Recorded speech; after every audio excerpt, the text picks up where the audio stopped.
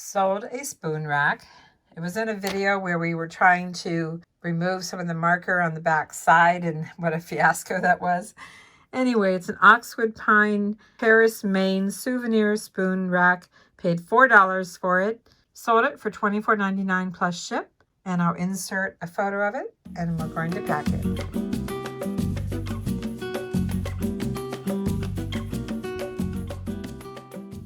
Because I already wrapped it in paper for storage, I'm not even going to undo this. I mean, it's fine.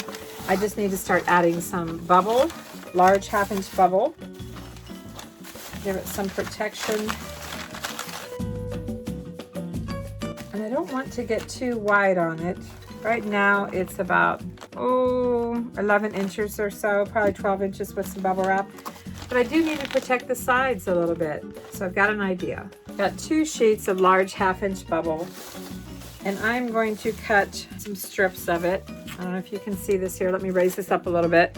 Push this aside. I'm going to cut some long strips. As I said, I've got 2 squares of 12 by 12, and I'm cutting about 4-inch wide strips.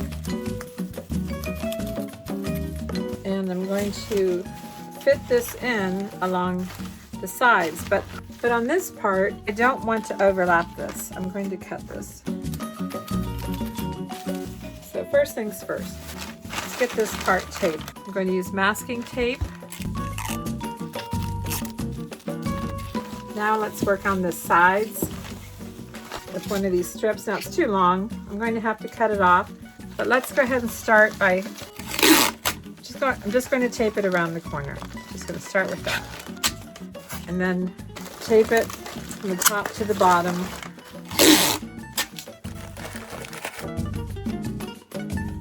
And yes, I'm being generous with the masking tape. Masking tape is cheap, it goes a long way, and that's why I use it. Now on this end, I don't really have to cut it down, but I will add some tape here. Now I can feel the bottom of this, so I kind of wish I had covered this up more. So because of that, I'm going to go ahead and start at this end, and I'm going to give it some extra cushioning here. I can feel the wood, and that's not good. And yes, that rhymes. So make sure this stays where I want it to stay, which is right on the edge. Be sure to like and subscribe. And yes, I know this is going to be short here now, but I have more that I can work with. Oops, this isn't long enough. I need for it to go all the way to the bottom. I often say it doesn't have to look pretty, it just needs to be protected. And I know there's a lot of glare here. I'm sorry about that. It just happens with the bubble when I'm using a lot of it. So I have this last piece. Let's start up here.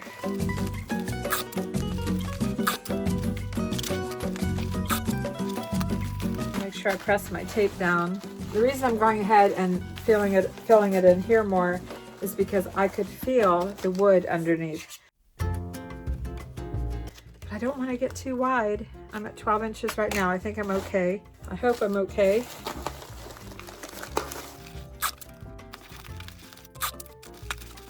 Important thing is that I can't feel the wood through the bubble.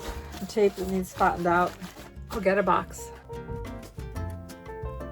Well, I was going to use this USPS box, but guess what? It's going ground advantage, so I need to skip to plan B. I'm going to try a box that's 12 by 12 by 12, and you might be thinking, Vicki, how are you going to fit this into a 12 by 12 by 12? Well, I can see that it's got the right width, but it's not the right configuration, right? It's just not. In fact, it's exactly what it says it is, a 12 by 12 by 12. How am I going to do this? Well, I have a couple of ideas. I have a ruler, and I can see that I need at least 3 inches, for this to fit. 3 inches in height, not 12 inches in height. So I'm going to measure in from one of these sides I'm going to measure in 3 inches. A couple of places.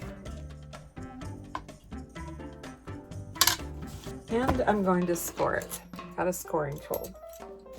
I don't have a lot of room to work, but I'll see what I can do here. 3 inches from the corner, you could say. I'm not going to go very fast. I'm just going to do a very controlled scoring. About 3 times. 1 down. You can't see it very well, but I scored 3 inches in this whole length. I'm going to flip it over and do the same thing here. Opposite side, opposite fold, 3 inches in. I wish I had a way to show you better, because I know it's kind of tight with this setup here, but about 3 inches in. And again, I'm going to score it from one end to the other on my 3-inch mark. And again, very slow, very controlled, because these things can get out of control real fast. I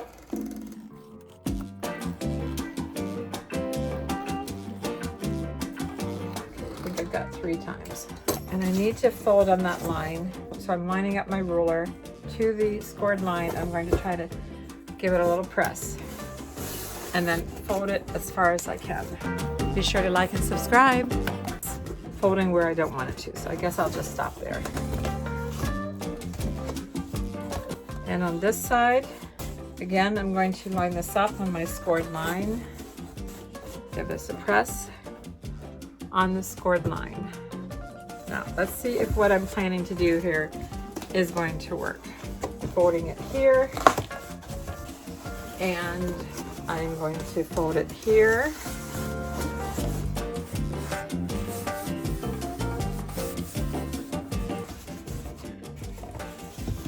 Coming back to the first one.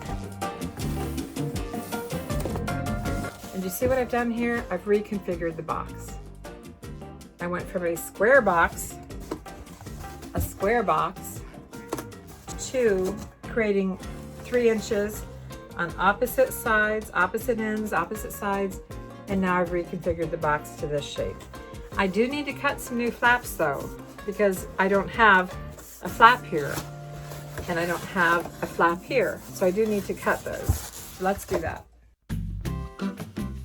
And I always keep an assortment of cutting boards on hand for such things, so I don't cut through to my table. I'm going to use my ruler, find that 3-inch line that I made, and cut a new flap. New flap. This used to be 1 flap, now it's 2 flaps. And we need to do that, rotate it, and do that over here. Again, finding my 3-inch line mark and cutting a new flap. This was the old flap. Now I have 2 flaps. Need to do 2 more. Let's turn it around. Oh, things are falling off the table now. I knew that was coming. Again, on my 3-inch line that I made originally, the line that I scored.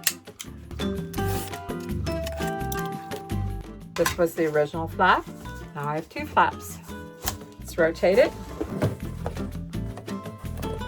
And see where, oh, here it is. Should be done with that.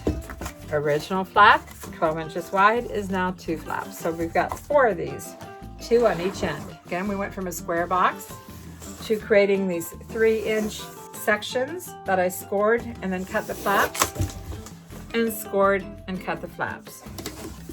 So now we have a box like this. I sure hope I'm translating it well enough for you.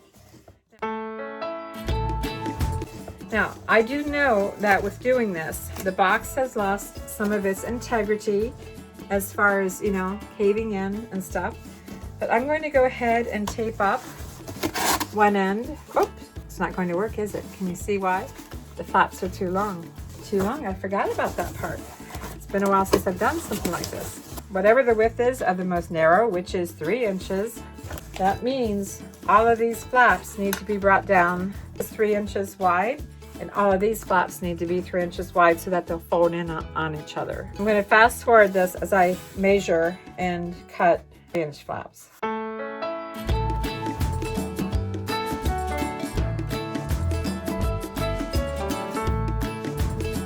just going to mark both sides first. So you're in a hurry, well you better calm down. We're all friends around you, just join the fun. It's a big cutting board for this. I'm only working in a table that's 2x4, so it's a little bit challenging for something like this, but we're going to get it done. I don't have to cut these small flaps short because they're folding in here. I need to cut the wider flaps. If you're in a hurry, you miss a live on. And I will save every single scrap for future projects. Should enjoy the fruits of life instead of chasing coins. It's a beautiful day.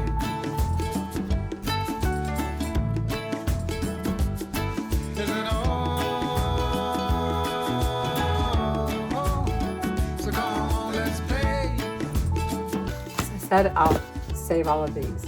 We need to do the same thing to the other end. So come on, let's play.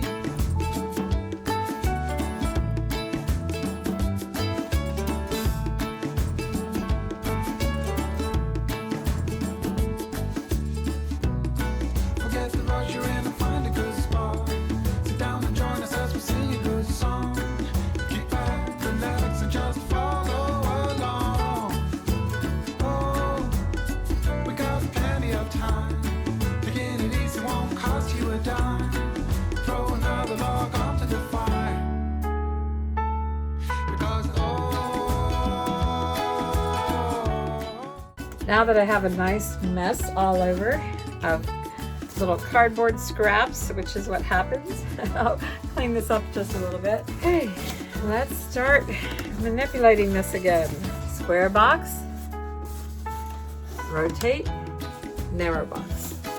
Fold these flaps in. we got plenty of time. See what I'm doing here? These were the ones I did not trim back, even though I could. These are the 3-inch sides that I created. Fold these in, fold these down, fold these up, and tape. And I'm just going to get them started. Temporary hold.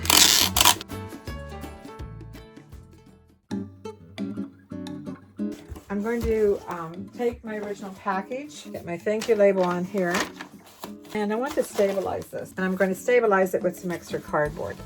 I don't need it as long as what I have it. This is way too long.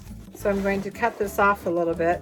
It'd be so much easier if I could have used that priority box, but I can't use it unless I want to pay, an upcharge. Which, sometimes it's not too much to do that, sometimes it is. I know I'm adding some weight by doing this, but I think I'll be okay.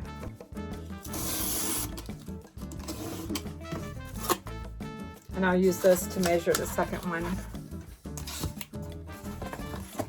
It's just scrap cardboard flaps. I often keep flaps of boxes versus sides of boxes for scrap. What I'm doing is 1 piece for the bottom, 1 piece for the top to stabilize it. Meaning by stabilize it, I don't want it to bend. Long piece of masking tape, and from the top to the bottom. Probably have more than I needed. Top to the bottom. That will help stabilize it and keep it from bending. I can even go so far as to tape it down here and here. It looks like I'm doing a Halloween thing here, mummifying it, but this will help. It will help. Let's see how it fits into my newly reconfigured box. It's got some room at the ends, just barely going to make it here. So the most I can do is put some air pillows on each end. So I'm going to tear these off. 1, 2, 3, 4. And I'm going to put these in the sides. Guess I'll scoot this down in first.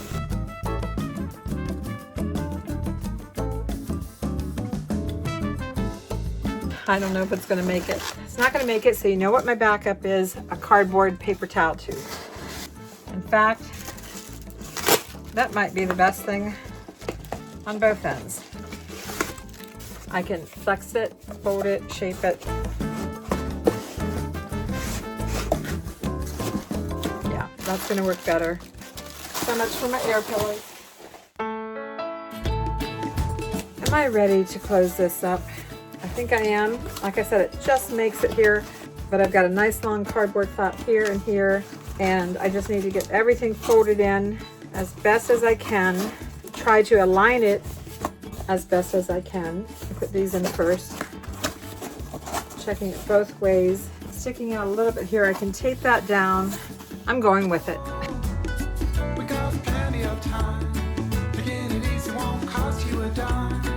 Throw another log onto the fire. Because it's a beautiful day. It's been a while since I've had to do something like this, so I apologize if it was a little bit confusing, but it is a creative way to reconfigure a box, and you never know when you might have to do that. You can reconfigure any regular priority mailbox as well, just not anything that's flat rate. And I have to tell you, I don't think I'm ever going to buy another spoon holder again to sell, even though, you know, I want to. But now that I'm offering Ground Advantage, this is what happens. I have to make my own box. I did add some more tape, and the finished dimensions are 21 by 14 by 3. But I did it, and you can do it too. If you haven't done so, like and subscribe.